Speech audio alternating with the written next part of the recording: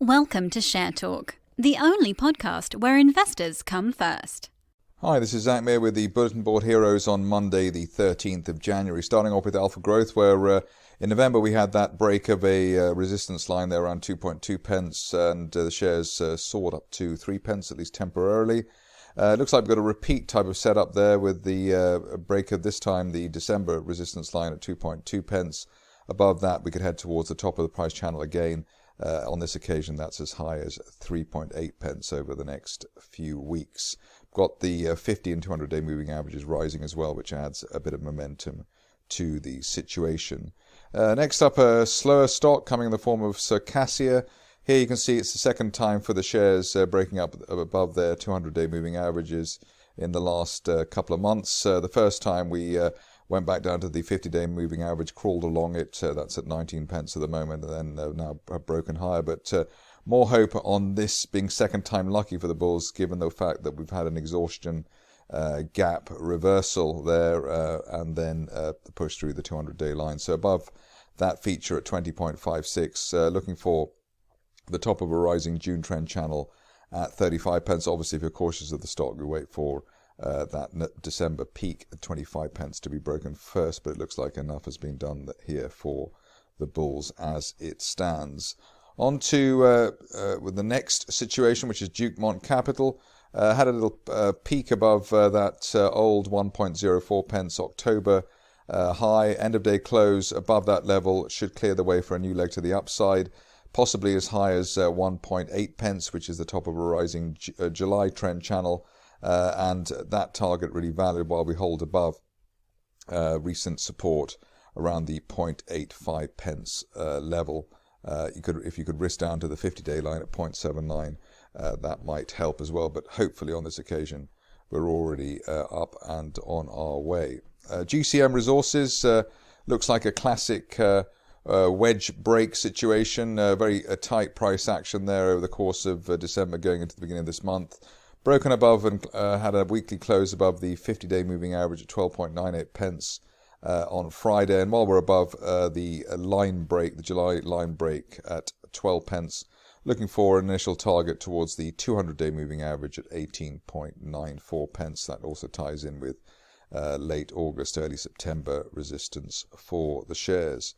Open Orphan is next. Lots of news for the shares in the recent past, but the technicals here are that the shares have broken this October resistance line at 5.5 pence and are also breaking the 50-day line at 5.81 pence. We've had a couple of false starts here, especially in October when the shares made a new high above the September high and then fell back, but added a spice is given to this setup with the brief bear trap rebound from below the December floor at 4.79 pence at the end of the month, and then the as yet unfilled gap through 5 pence at the beginning of this month, something that suggests that the bears have been caught off guard. So above 5.5 pence, at least up to a potential retest of October resistance at 7 pence.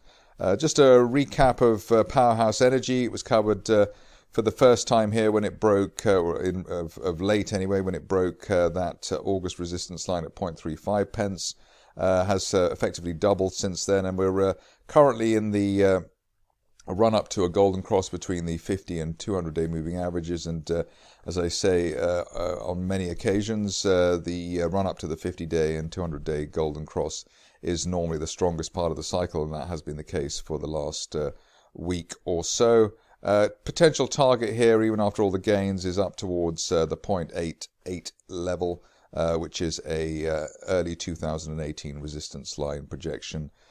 Clearly, there's a little bit of a pause to be had, perhaps around November 2018 resistance, just in the low 0.7 pence area.